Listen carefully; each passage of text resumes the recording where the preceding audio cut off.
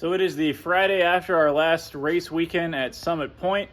I am just now getting the car pulled out and cleaned up to start working on it to prep it for Hyperfest.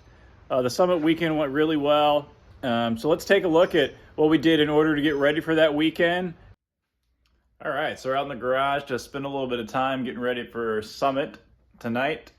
And one of the things that I want to do is relocate my oil temperature sensor. So to do that, because I've had trouble with, I'm not confident in the readings I'm getting from it.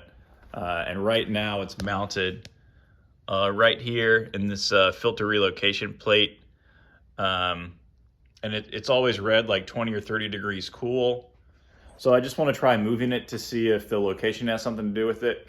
So I got this fitting, which pretty much just goes in line with the AN fittings and then has a 1/8 NPT bung in it. This is the part number. So I think I'm going to try putting it directly in one of these two lines, whichever one has enough slack that'll be easiest to fit. Then I can just put it right on top. The sensor wiring won't need to be extended or anything, and it'll be an easy swap back in case it doesn't change anything. And then the other thing I think I'm going to do tonight is take the radiator out so I can mock up the new parts to replace the filler neck. So the filler neck, I had this weird cobbled together thing, which was giving me issues popping off when the car would get hot on grid and in the pits when we were at VIR. So to remedy that situation, I got some parts from Vibrant, some pipe, a radiator bung, and we're just gonna weld that directly onto the radiator. Right onto this guy. But I can't weld aluminum, so I'm gonna need to take that somewhere. So I wanna make sure I have enough time to do that. So we're gonna get that out tonight so I can mock up the parts and then drop it off a shop and have that welded up. Here we go. All right, so this is what we're gonna be doing with the radiator fill-up point.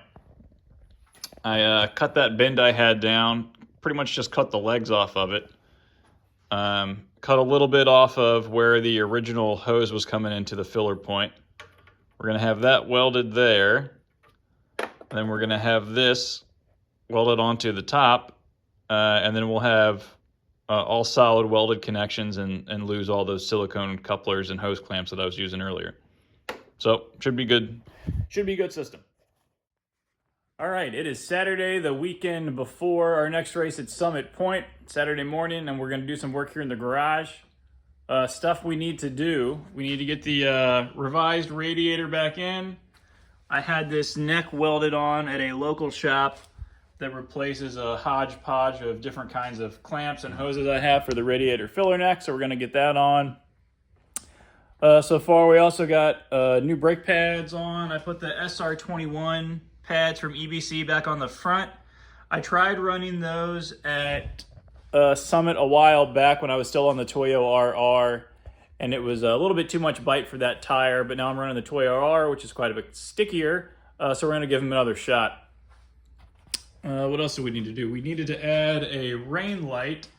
At the last event, I put a stock headlight back in for a rain race, but you have to take the bumper off to do that. So instead, I got some of these little motorcycle lights, and I wired one of them up. So if I have a rain race, all I have to do is stick this guy in here. I'm using an existing hole that was on the splitter bracket to mount the light, and then I just used one of these plugs spliced into my existing headlight wiring, and we get a headlight. Let's see if I can plug that in for you.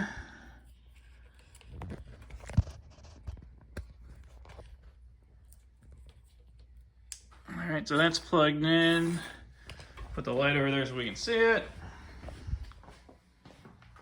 Come in here, turn the car on.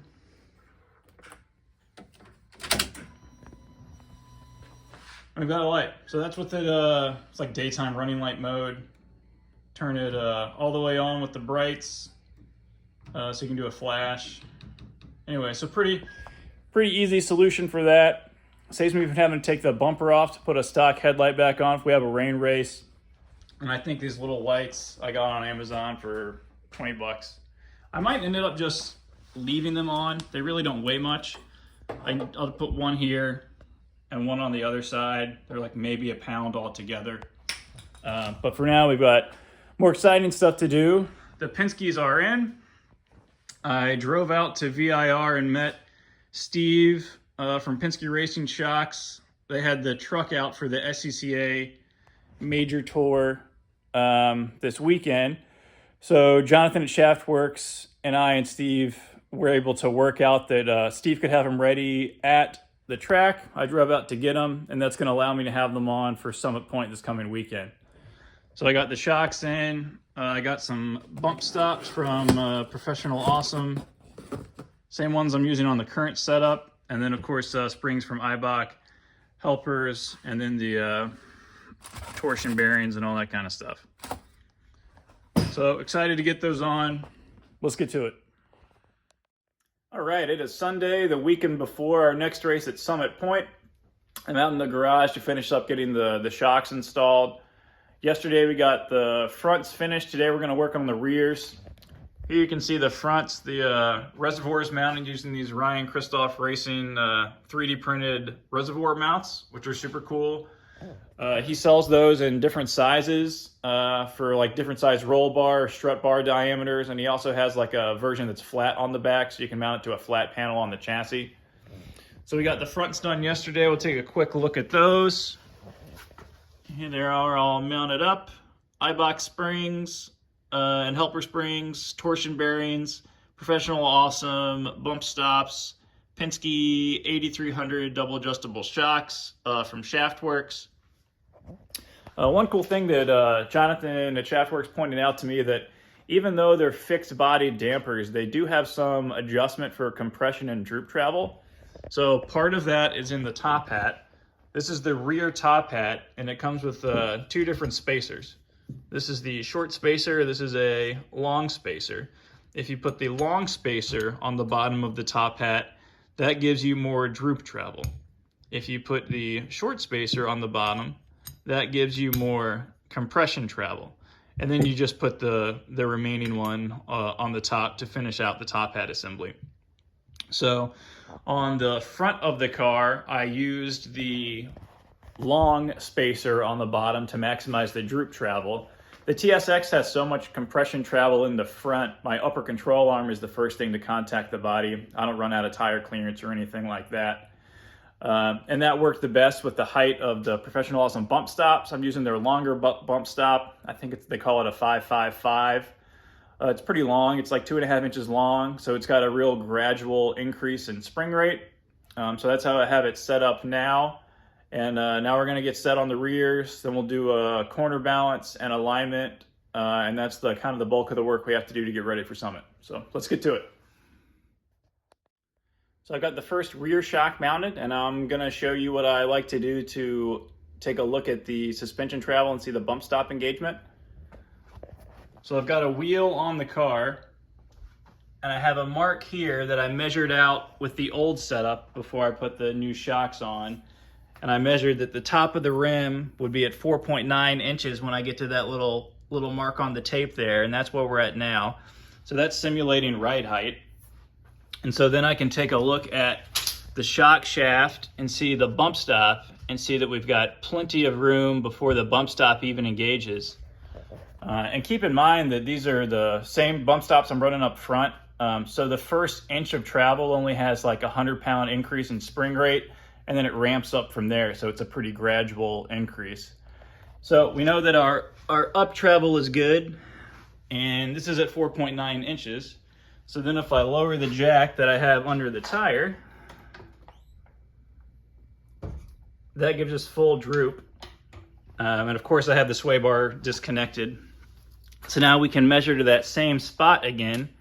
Where we were at 4.9, we're now at about 6.9. So we know that we have 2 inches of droop travel.